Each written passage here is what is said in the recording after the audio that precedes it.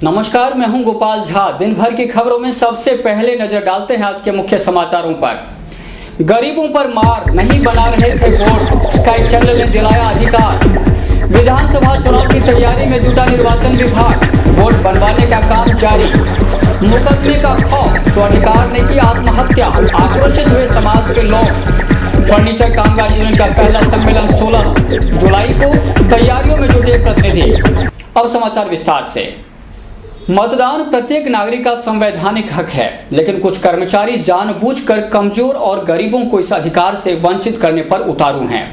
आज भी ऐसा ही हो रहा था, लेकिन स्काई चैनल ने कर्मचारियों द्वारा दुत्कारे हुए गरीबों की आवाज तहसीलदार सुरेंद्र जाखड़ तक पहुंचाई।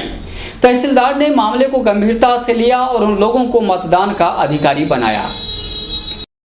ये है ढिल्लू कॉलोनी के पास रेलवे लाइन के निकट रहने वाले लोग। रहने को न घर है, न खाने के लिए भोजन। पेड़ के नीचे रहते हैं, मांग मांग कर खाना खाते हैं। किसी के पास राशन कार्ड है तो किसी के पास वो भी नहीं। कच्चा पक्का मकान बनाते हैं तो पुलिस वाले तोड़कर चले जाते हैं। यह आरोप खुद उन लोगों के हैं जो वर्षों से यह यातना सहन कर रहे हैं। आज वोट बनवाने गए ताकि देश का नागरिक होने की पहचान मिले, लेकिन बीएलओ ने सबूत के अभाव में वोट बनाने से मना कर दिया। उन लोगों ने अपनी व्यथा स्काई चैनल को बताई।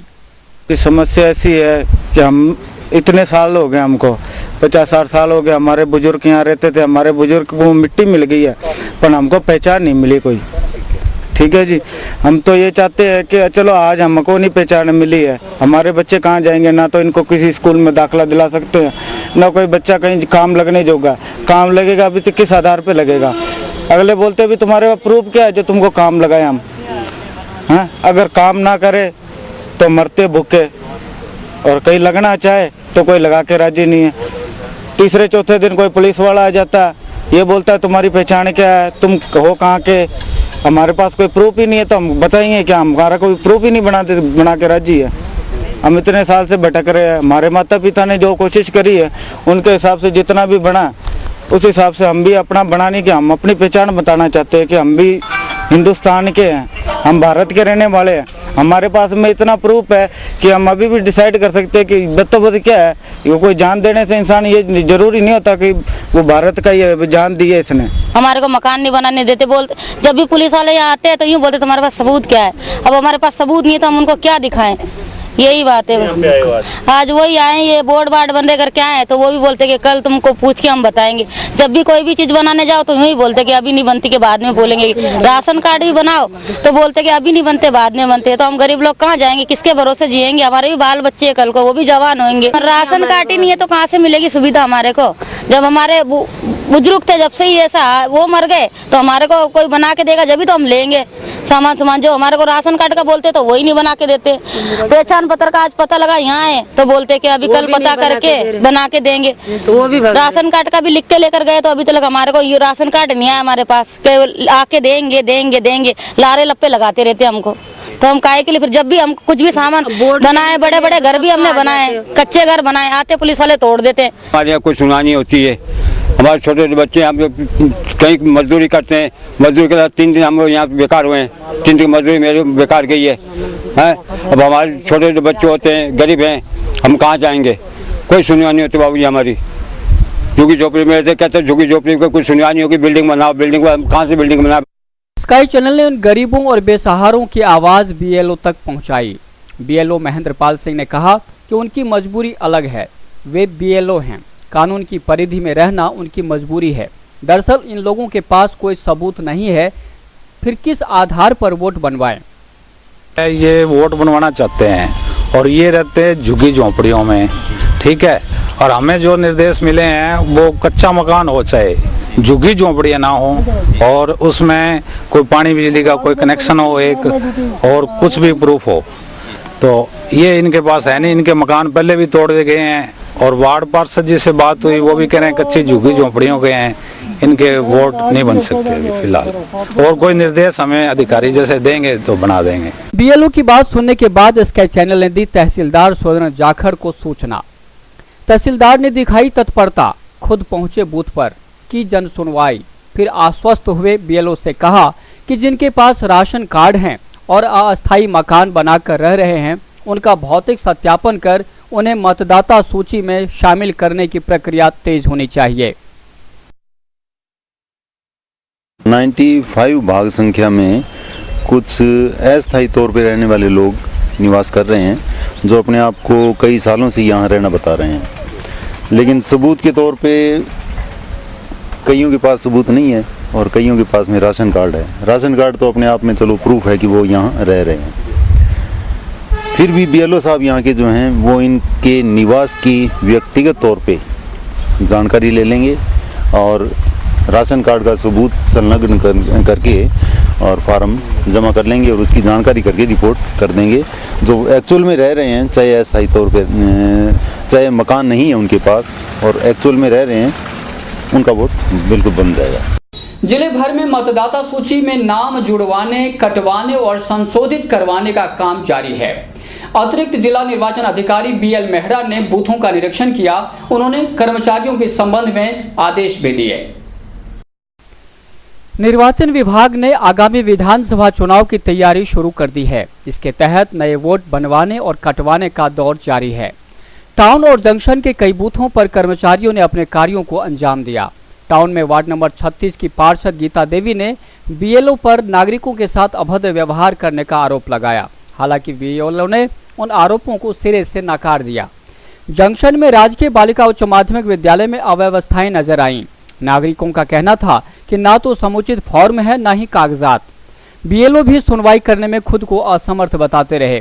पार्षद उमाशंकर अरुण ने आरोप लगाया कि BLO के पास पर्याप्त संख्या में फॉर्म नहीं है। इससे नए मतदाताओं को परेशानी आ रही है।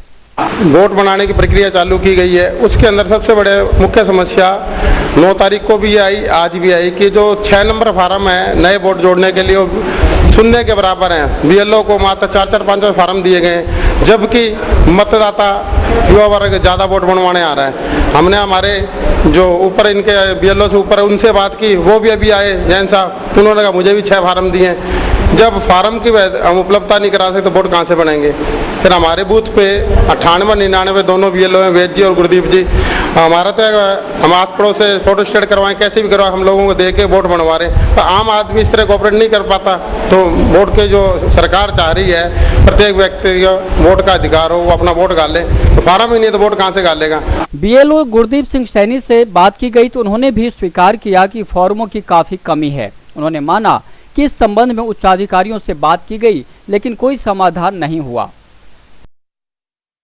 हमारे पास जो वोट बनाने की डिमांड है, पिछली बारी हमने 11 फार्म भर के दिए, इसमें हमारे पास थे 4 फार्म बंडल के अंदर। अब 4 फार्म सुपरवाइजर को दोबारा मंगाने पर उसने आज 4 फार्म हमारे को लेके दिए और आज भी कम से कम 20 फार्म भर चुके हैं हम। लोग क्या कैसे कर रहे हैं? तो लोग वहाँ से फ़ोटो स्टेट करवा के लाने पड़ते हैं। फ़ोटो स्टेट के कम से कम भी अगला 15 रुपये 10 रुपये तो लेता ही है। तो आपको फार्म पूरे नहीं मिल रहे हैं? हमारे को 4 फार्म मिल रहे हैं। 4 फार्म से हम किस किस को फार्म जमा कराएंगे, किस किस को देंगे हम। लगता है जमाना गलत लोगों के हाथ में है, तभी तो ब्लैकमेलरों की मौज है। वे सीधे साधे और ईमानदार लोगों को प्रताड़ित करते हैं, इज्जत डुबोने की धमकी देते हैं। परिणाम स्वरूप लोग सहयोग नहीं मिलने के बाद आखिरकार न सिर्फ घुटना टेक देते हैं, बल्कि मौत को गले लगा लेते हैं। सप्ताह भर में घटित शहर की 2 घटनाओं से लोग स्तब्ध हैं। व्यापारी पवन मोहता की मौत का मामला अभी थमा भी नहीं था कि जंक्शन के ही एक और व्यक्ति ने झूठे मामले में फंसाने की धमकी से आहत होकर अपनी जान दे दी। जंक्शन के राजकुमार सोनी अपने बेटे मनीष की शादी पीलीबंगा निवासी किशनलाल की बेटी मीनाक्षी के साथ करवाई थी। शादी के कुछ समय बाद ही से ही खटपट शुरू हो गई। मनीष का आरोप है कि उसके ससुराल वाले आपराधिक प्रवृत्ति के हैं। पहले उसे इस बात की जानकारी नहीं थी। शादी के कुछ दिनों बाद से वे पैसे मांगने लगे। कभी जेवर बनाने को कहते तो कभी कोई और डिमांड होती। एक दिन मीनाक्षी ने नींद की गोलियां खा ली और मेरी मां पर आरोप लगाया कि वह उसे जान से मारने की कोशिश कर रही थी। इस तरह वह बार बार झूठे मामले दर्ज करवाती रही। जब राजकुमार सोनी ने अपने मामा से बात की तो उन्होंने कहा कि जैसा लड़की वाले कहते हैं वैसा ही करना होगा। इस बात से राजकुमार डिप्रेशन में आ गए और उन्होंने जान दे दी। 29 मई को मेरे फादर ने सुसाइड कमिट कर लिया। कारण ये था कि डिप्रेशन था। जो मेरे ससुराल वाले पीलीबंगा के क्रिमिनल नेचर के हैं, जिसका कि हमें शादी से पहले कुछ भी नहीं पता था कि उनका रिकॉर्ड कैसा है। और जो मेरी जो पत्नी थी उसने क्या 3 मई को उसने मेरे मदर की नींद की गोलियां खा ली और अपने पीर जाके कहा कि मुझे मेरे सास ने मारने की कोशिश की है और इसलिए क्योंकि हमने दहेज नहीं दिया इसलिए मेरी सास मुझे मारना चाहती है। और एक्चुअल में बात ये थी कि ऐसा कुछ बात ही नहीं है, राजी खुशी सब चल रहा था, ठीक है। और मेरे पापा ने अपने मामा जी हैं जो उनके धर्मपाल जी और जी वो और राम स्वरूप जी, उनसे समझौते के लिए भी कहा। वो जी कहते कि जैसे लड़की वाले कह रहे हैं वैसा करना पड़ेगा। और लड़की वाले ये कह रहे कि 350 ग्राम सोना डालो, संपत्ति डालो, संपत्ति हमारी लड़की का नाम करो, नहीं तो हम तुमको दहेज के मुकदमे में फंसा देंगे। मेरे फादर को इस बात का बहुत मतलब दुख हुआ कि उनके मामा ये बात कह रहे हैं, जो धर्मपाल और स्वरूप जी हैं। काफ़ी उन्होंने समझाने की कोशिश पर वो माने नहीं, ना ही वो, उन्होंने सिर्फ एक ही बात कही कि जैसा वो लड़की वाले बोल रहे हैं वैसा ही करना पड़ेगा, क्योंकि लड़की वाले हैं जो धर्मपाल जो स्वरूप जी के ससुराल वाले हैं पीलीबंगा वाले, बहुत ज़्यादा डिप्रेशन में आ चुके थे। एक्चुअल में उनका मेन मोटिव था कि धन प्राप्त करना। वो सोने की धमकी देते हमें, भाई सोना डालो 350 ग्राम, अन्यथा हम आपको दहेज मुकदमे में फंसा देंगे। शादी के तीसरे चौथे दिन से उन्होंने कहना स्टार्ट कर दिया, जी चूड़ियाँ गढ़ा दो जी, रानी हार दे दो जी। ये गढ़वा दिया कि फ़ोन आते थे, घंटे घंटे तक बात होती थी, ऐसे करो, मतलब उसको भड़काते थे। और हम ये अब मैटर ऑफ मोरल ऑफ ये है कि समरी में ये कहना चाहूँगा कि पुलिस की कार्रवाई में तेज़ी आनी चाहिए। जो उच्च अधिकारी है वो कह रहे हैं कि जी ये तो हमारी गोद में खेला हुआ है। राजकुमार सोनी की मौत से उद्वेलित स्वर्णकार समाज ने कहा कि अगर पुलिस ने उचित तरीके से कार्रवाई नहीं की तो समाज आंदोलन करेगा। उन्होंने कहा कि जब राजकुमार ने मरने से पहले सुसाइड नोट में सारी स्थिति स्पष्ट कर दी तो फिर पुलिस को जांच में परेशानी कहां आ रही है। सोनी समाज के मोहनलाल सोनी, मनमोहन सोनी आदि ने मामले की गंभीरता को देखते हुए आंदोलन की चेतावनी दी। स्वर्णकार समाज अगर हमारी सुनवाई नहीं की तो उग्र रूप धारण कर सकता है, मार्केट बंद करवा सकते हैं और समाज को साथ लेकर चलेंगे। दूर सुदूर में बैठे परिजनों तक शीघ्र संदेश पहुंचाने वाली टेलीग्राम सेवा अब खत्म हो गई। इसकी याद सिर्फ इतिहास के पन्नों में बनी रहेगी या फिर संग्रहालयों में। हनुमानगढ़ स्थित तार घर में आज कर्मचारियों ने भारी मन से तार सेवा को विदाई दी। भारत के दूर दराज के इलाकों को 160 वर्षों से अधिक समय तक एक दूसरे से जोड़कर रखने वाली टेलीग्राम ग्राम सेवा सोमवार को हमेशा के लिए बंद होने जा रही है। टेलीग्राम सेवा का संचालन करने वाली कंपनी भारत संचार निगम लिमिटेड यानी BSNL ने बताया कि टेलीग्राम प्रणाली के जरिए आखिरी तार सोमवार 15 जुलाई तक पहुंचेगा। इसके बाद गौरवशाली इतिहास रखने वाली यह सेवा इतिहास के पन्नों तथा संग्रहालयों तक ही सिमट कर रह जाएगी। तार सेवा ऐसे समय पर बंद होने जा रही है जहां बड़े बड़े शहरों में तो इंटरनेट जैसे सूचना संप्रेषण के तीव्र विकल्प मौजूद हैं। वहीं इसके बंद होने का विरोध करने वालों का मानना है कि अब भी दूर दराज के कई इलाके ऐसे हैं जहां अब भी इसकी बेहद जरूरत है। BSNL का कहना है कि उसे तार सेवा की वजह से सालाना 300 से 400 करोड़ रुपए का नुकसान हो रहा है। तार सेवा भारत का पुराना संचार माध्यम रहा है। तार सेवा भारत का पुराना संचार माध्यम रही है। तार सेवा भारत का पुराना संचार माध्यम है। देश का पहला तार 5 नवंबर 1850 को तत्कालीन कलकत्ता से 50 किलोमीटर दूर स्थित डायमंड हार्बर के बीच भेजा गया था और इसके 5 वर्ष बाद इस तीव्र संचार माध्यम से जनता के लिए खोल दिया गया। अंग्रेजों की सत्ता भारत में सिर्फ तार सेवा की वजह से ही कायम रह सकी, क्योंकि जब जब उसे युद्धों का सामना करना पड़ा तो यह संदेश पहुंचाने की अपनी महारत के बल पर अपने शत्रुओं के कई कदम आगे थी। भारत में जब 1857 में पहला स्वतंत्रता संग्राम शुरू हुआ तो मेरठ के चले क्रांतिकारी सिपाहियों के रवाना होने की सूचना पहले ही तार के जरिए दिल्ली के लोथियान रोड स्थित तार घर पहुंच गई थी। मशीन पर जल्दी से होने वाली टक की आवाज को डॉट कहा गया और इसमें विलंब को डैश। 3 डॉट से मिलकर अंग्रेजी का अक्षर S बनता है और 3 डैश से O। इस तरह से संकट में फंसे जहाज सिर्फ dot dot dot dash dash dash तथा डॉट डॉट डॉट भेजकर मदद बुला सकते थे। जर्मन वैज्ञानिक वर्नर वॉन साइमंस ने एक नए किस्म के टेलीग्राफ की खोज की थी, जिसमें सही अक्षर को चलाने के लिए बस मशीन का डायल घुमाना होता था। साइमंस बंधुओं ने वर्ष 1870 में यूरोप तथा भारत को 11,000 किलोमीटर लंबी टेलीग्राफ लाइन से जोड़ दिया, जो 4 देशों से होकर गुजरती थी। इससे भारत से इंग्लैंड तक महज 30 मिनटों में संदेश पहुंचाना संभव हो सका तथा यह सेवा वर्ष 1931 में वायरलेस टेलीग्राफ के आगमन तक करती रही। टेलीग्राम सेवा अपने समय में इतनी सटीक होती थी कि मोर्स कोड ऑपरेटर बसने के लिए 1 वर्ष की कड़ी ट्रेनिंग से गुजरना होता था, जिसमें से 8 महीने अंग्रेजी मोर्स कोड तथा 4 महीने हिंदी मोर्स कोड के लिए होते थे। समाचार अभी और भी हैं, देखते रहिए दिन भर की खबरें। आप अपने करियर को लेकर चिंतित हैं और इंजीनियरिंग के क्षेत्र में जाना चाहते हैं, तो अब आप चिंता न करें और संपर्क करें Saraf institute of engineering and technology से।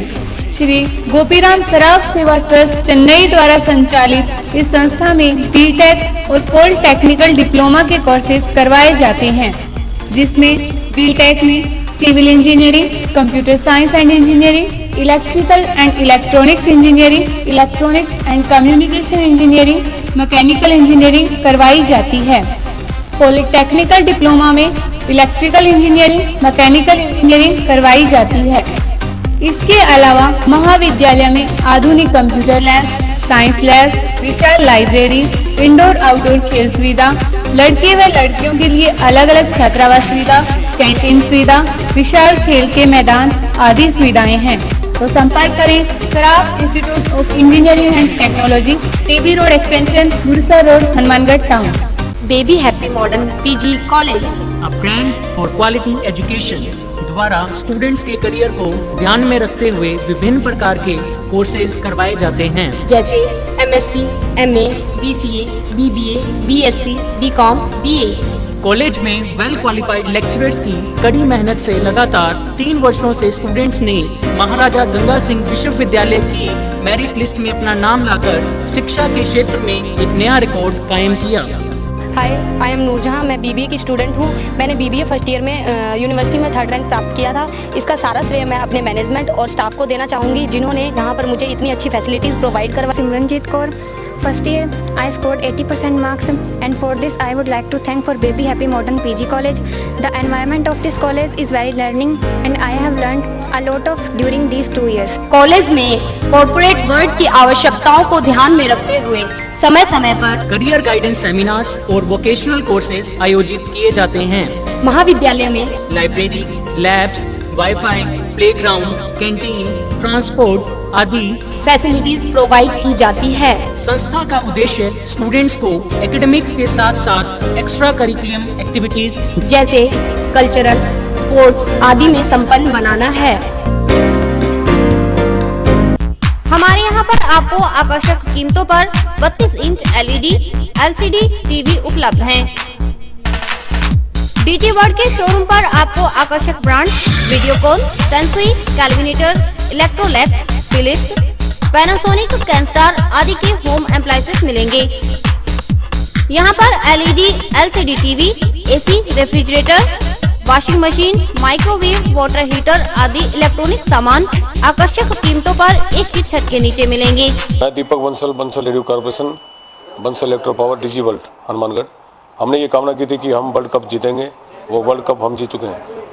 और मैं आपसे ये निवेदन करता हूँ कि जिले का सर्वप्रथम डीजी वर्ल्ड पर हर बढ़िया से बढ़िया वर्ल्ड की कंपनियाँ जो AC, LCD और वॉशिंग मशीनें, माइक्रोवन, होम अप्लाइंस जो भी रखते हैं, आप हमें सेवा का मौका देवें उचित मूल्य पर और फुल गारंटी पर आपको इलेक्ट्रॉनिक्स उत्पादन यहाँ प्राप्त होंगे। जय हिंद, वंदे मातरम। संपर्क करें DG world, town junction road, Vijay cinema के सामने, हनुमानगढ़ टाउन।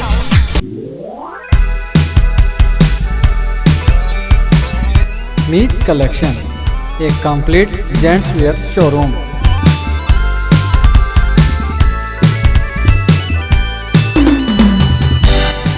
पर आपको जेंट्स वियर में रेडीमेड गारमेंट्स, इंपोर्टेड शूज, चप्पल आदि की भरपूर वैरायटी मिलेगी। वैरायटी ऐसी जो आपको देखते ही मन भा जाए, रेट ऐसे जो आपको पसंद आ जाए। यदि आप कम कीमत में अच्छी वैरायटी खरीदना चाहते हैं तो तुरंत संपर्क करें। हमारा पता है मीत कलेक्शन, खोसा कॉम्प्लेक्स, नज़दीक सीधा market, Hanumangarh junction.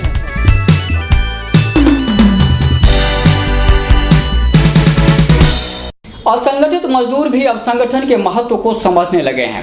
Furniture house में काम करने वाले मजदूरों ने बाकायदा यूनियन बनाकर अब सम्मेलन करने का निर्णय किया है। हनुमानगढ़ टाउन स्थित विश्वकर्मा मंदिर परिसर में 16 जुलाई को होगा फर्नीचर कामगार यूनियन का पहला सम्मेलन। जिलाध्यक्ष मलकीत सिंह, सचिव बलदेव सिंह, बिजला सिंह, रामेश्वर वर्मा, आत्मा सिंह और नसीब खां आदि नेता सम्मेलन में शिरकत करेंगे। सम्मेलन की तैयारियों को लेकर यूनियन की बैठक हुई। प्रतिनिधियों के मुताबिक सम्मेलन में कई मसलों पर चर्चा की जाएगी, जैसे तमाम मजदूरों को 10,000 रुपये मासिक न्यूनतम वेतन देने, समान काम के लिए समान वेतन देने तथा महंगाई पर अंकुश लगाने आदि मसलों पर जबरदस्त चर्चा होगी। भाजपा महिला मोर्चा की प्रतिनिधि अपनी लोकप्रिय नेता वसुंधरा राजे को फिर से सत्ता की चाबी सौंपने को बेताब हैं। प्रदेश कार्य समिति के सदस्य पारुल मिढ़ा का कहना है कि इसमें किसी प्रकार का संशय नहीं है। 16 जुलाई को जिला स्तरीय बैठक में चुनाव की तैयारियों पर चर्चा होगी, जिसमें भारतीय जनता पार्टी महिला मोर्चा की कई प्रतिनिधि शिरकत करेंगी। 16 जुलाई को हनुमानगढ़ टाउन में भाजपा महिला मोर्चा जिला कार्य समिति की बैठक होगी, जिसमें राज्य व केंद्र की अनेक महिलाएं पदाधिकारी हिस्सा लेंगी और बैठक में विधानसभा के आगामी चुनाव की तैयारी को लेकर चर्चा होगी और कैसे अधिक से अधिक महिलाओं को पार्टी से जोड़ा जाए, इस पे चर्चा होगी। और इसमें सरकार की गलत नीतियों को लेकर भी जन को मतलब ज़्यादा से ज़्यादा जागरूक किया जाए, इस चीज़ को लेकर चर्चा होगी। इस बार चुनाव में महिलाएं अहम भूमिका निभाएंगी और वसुंधरा राजे जी जो कि खुद एक महिला हैं, निश्चित तौर से मुख्यमंत्री होंगी। जिला मुख्यालय के निकटवर्ती गांव चकज्वाला सिंह वाला में आज ग्रामीणों ने भाजपा नेता व पूर्व मंत्री डॉक्टर राम प्रताप का स्वागत किया। स्वागत समारोह में ग्रामीणों सहित भाजपा के अनेक कार्यकर्ता मौजूद थे। गांव चकज्वाला सिंह वाला में डॉक्टर सुखपाल सिंह के निवास पर पूर्व मंत्री डॉक्टर राम प्रताप का ग्रामीणों ने भव्य स्वागत किया। इस मौके पर ग्रामीणों ने भाजपा नेता को गाँव की जन समस्याओं से अवगत करवाया, जिस पर पूर्व मंत्री ने ग्रामीणों को आश्वासन दिया कि संबंधित अधिकारियों से मिलकर गांव की समस्याओं को हल करने का प्रयास किया जाएगा। समारोह में 21 ग्रामीणों ने भाजपा की प्राथमिक सदस्यता ग्रहण की। कार्यक्रम में बलविंदर सिंह, चानन सिंह, जितेंद्र सिंह, बलराज सिंह, जर्नैल सिंह आदि मौजूद थे। और वही वक्त है हेडलाइंस का।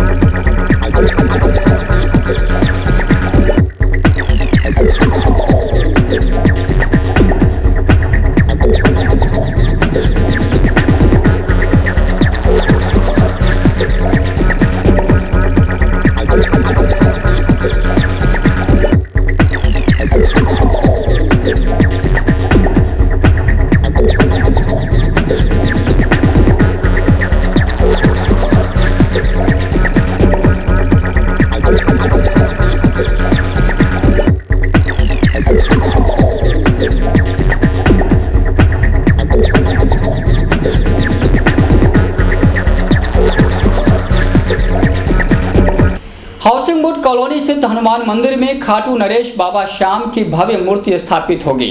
मूर्ति की प्राण प्रतिष्ठा समारोह पूर्वक की जाएगी। खाटू नरेश बाबा श्याम का नाम देश और दुनिया में फैल रहा है। अधिकांश मंदिरों में हारे का सहारा प्रभु श्री श्याम की मूर्ति स्थापित होने लगी है। श्री गंगानगर रेलवे फाटक स्थित हनुमान मंदिर में भी सोमवार को शीश के दानी प्रभु श्री श्याम की मूर्ति की प्राण प्रतिष्ठा होगी।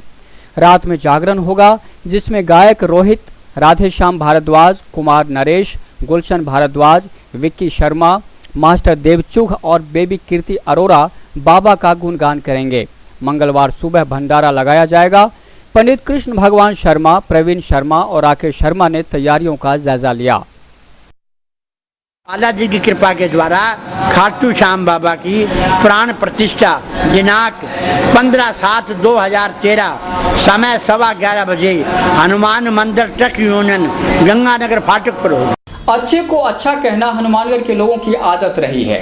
जब बात एसपी कुंवर राष्ट्रदीप की हो तो कोई इससे इनकार भी क्यों करे। जी हां, खासकर शहर की बिगड़ी हुई यातायात व्यवस्था को लेकर एसपी कुंवर राष्ट्रदीप के प्रयासों की हर ओर प्रशंसा की जा रही है। बुलंद इरादे और सच्ची लगन के साथ जब कोई काम शुरू किया जाए तो सफलता मिलना तय है। जब एसपी कुंवर राष्ट्रदीप ने कार्यभार ग्रहण किया और मार्केट का दौरा किया तो उनके सामने बिगड़ी हुई यातायात व्यवस्था की समस्या थी। एसपी ने खुद बाइक से मार्केट की गलियों को नापा, देखा और फिर बनाई रणनीति। उसके बाद शुरू हुई रणनीति को अमले जामा पहनाने की कसरत। पहले तो लोगों ने इसे गंभीरता से नहीं लिया, लेकिन जब एसपी कुंवर राष्ट्रदीप ने शहर के मौजूद लोगों को अपने कार्यालय में बुलाकर यातायात व्यवस्था को लेकर राय जानी और फिर उसी के मुताबिक काम करने का संकल्प दोहराया तो सबकी समझ में यह बात आ चुकी थी कि नई उम्र के नए अफसर शहर को सुधारने के लिए मजबूत इरादा रखते हैं। लिहाजा लोगों ने भी सहयोगी रुख अपनाने के संकेत दिए। हनुमानगढ़ टाउन में यातायात व्यवस्था सबसे अधिक लड़खड़ा रही थी, इसलिए एसपी ने सबसे पहले टाउन क्षेत्र को मॉडल के रूप में चुना। उन्होंने यातायात थाना प्रभारी इंद्रचंद मीणा से फीडबैक लेकर कारगर कदम उठाने के लिए कहा। आखिर में कार्रवाई शुरू हो गई। यातायात थाना प्रभारी इंद्रचंद मीणा बताते हैं कि पहले स्थिति खराब थी, लोगों को आवागमन में परेशानी होती थी, टाउन में कब्जे ज्यादा थे। हनुमानगढ़ को जिला बने हुए आज 19 साल हो गए हैं। तो क्या है कि पहले कुछ ट्रैफिक बहुत कम था, लोगों का आवागमन आसानी से हो जाता था, लेकिन अब कुछ सालों से इतना ट्रैफिक बढ़ गया है और हनुमानगढ़ टाउन के अंदर क्या कुछ अवैध कब्जे भी हैं। इस वजह से रोज़ ही ये समस्या रहती थी कि भी फलां जगह जाकिर हुसैन पार्क पे जाम लग गया, कभी सुभाष चौक पे जाम लग गया, कभी पंचायत समिति, कभी लालाजी चौक पे जाम लग गया। ऐसी हमारे पास बार बार शिकायत आती थी और श्रीमान एसपी साहब को भी शिकायतें आ रही थी। यातायात पुलिस थाना इंचार्ज इंद्रचंद मीणा के मुताबिक ट्रैफिक की सबसे अधिक बदहाली टाउन में थी। वहां पर वन वे लागू करने का निर्णय किया गया। इससे कुछ राहत भी मिली। टैक्सी चालकों को सख्त हिदायत दी गई है कि प्रतिबंधित रूट पर न जाएं। और इस संबंध में कार्रवाई हम प्रभावी कर रहे थे, लेकिन फिर भी वो प्रयास विफल हो रहे थे। श्रीमान कलेक्टर साहब के प्रयासों से और एसपी साहब के प्रयासों से ये हमने अभी कुछ दिनों से श्रीमान कलेक्टर साहब ने और एसपी साहब ने वन वे का आदेश पारित किया था और वन वे हमने शुरू किया था। उसके बाद में वन वे अभी काफ़ी सक्सेसफुल है। लोगों को ऐसे महसूस हो रहा है कि भी कुछ राहत हमें मिली है, आवागमन बाधित नहीं हो रहा है, टेलीफोन भी आने कम हो गए बिल्कुल। लेकिन कुछ लोग हैं जिनको कुछ दिक्कतें आ रही हैं, उन्होंने परिवार भी पेश किया कि इस तरह से हमें दिक्कतें हैं कि हमारा व्यापार, तो उनको समझाइश की कि आप इस तरह से कोई वैकल्पिक व्यवस्था करें। ट्रैक्टर वगैरह उनको लाओ अभी नहीं करेंगे बिल्कुल ही, क्योंकि ट्रैक्टर ही मेन समस्या का जो व्यवधान पैदा करते हैं ना, रास्ता अवरुद्ध करते ट्रैक्टर ही करते हैं। तो क्या कि एरिया काफ़ी कम होने के कारण से आमने सामने आने पर वो व्यवधान पैदा होता है, इसलिए वन वे किया था। एसपी कुंवर राष्ट्रदीप ने व्यवस्था में सुधार को लेकर जिला कलेक्टर पीसी किशन से चर्चा की। फिर दोनों ने साथ मार्केट का दौरा किया। स्थिति को खुद देखने के बाद उन्होंने नगर परिषद से 7.5 लाख रुपए का बजट पारित करवाया ताकि नो पार्किंग जोन, गुमटियों और लाइनिंग आदि की व्यवस्था सुनिश्चित हो सके। और अभी आगे श्रीमान से कलेक्टर साहब से और एसपी साहब से चल रहा है कि भी के यातायात व्यवस्था के लिए 7.5 लाख का नगर परिषद ने बजट पास किया है, जिसके अंदर नो पार्किंग और गुमटियाँ और गति सीमा और रिकवरी वाहन, ये सारी व्यवस्था 15 अगस्त से पहले कलेक्टर साहब करने के निर्देश हो रहे हैं। तो कलेक्टर साहब ने कहा कि 15 अगस्त से पहले सारी व्यवस्था हो जानी चाहिए। तो अभी जो चल रहा है कि हम समझाइश कर रहे हैं और जो ज़्यादा उल्लंघन कर रहे हैं उनके खिलाफ कार्रवाई भी कर रहे हैं। यातायात पुलिस अब शीघ्र ही क्रेन की व्यवस्था करेगी। लाइन का उल्लंघन करने वालों के खिलाफ कार्रवाई की जाएगी और वाहन को क्रेन के माध्यम से लेकर उठा लिया जाएगा। अब निकट भविष्य में क्रेन की व्यवस्था जल्द हो जाएगी। जो भी लाइनिंग लग जाएगी, अभी 15-10 दिन 20 दिन के अंदर लाइनिंग लग जाएगी। लाइनें लगने के बाद में अगर जो भी पार्किंग की व्यवस्था जो हमने रंगमंच में और आबकारी विभाग में और रामदेव मेडिकल स्टोर के पास में जो की है, इसके अलावा कहीं भी लाइनिंग से बाहर रोड पे अगर मिलेगी तो हम क्रेन से उसको रिकवर करेंगे और उसका अलग से जुर्माना वसूल करेंगे।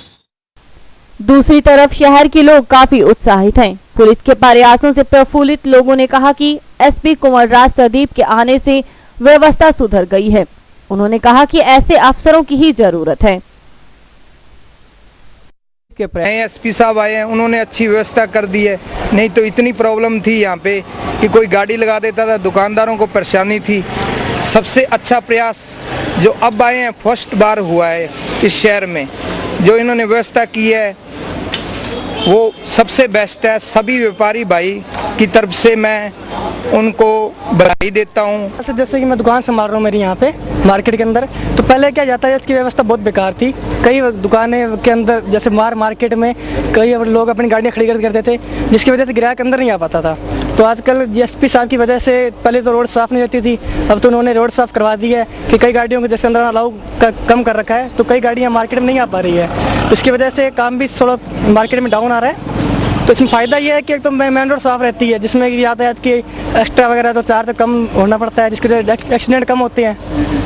और जैसे कि दूसरी तरफ है कि कई लोग जैसे मार्केट में आ रहे हैं, तो उसकी वजह से साधन नहीं आने की वजह से ग्राहक भी कम आ रहे हैं। ट्रैफिक व्यवस्था जो चल रही है वो बहुत बढ़िया चल रही है।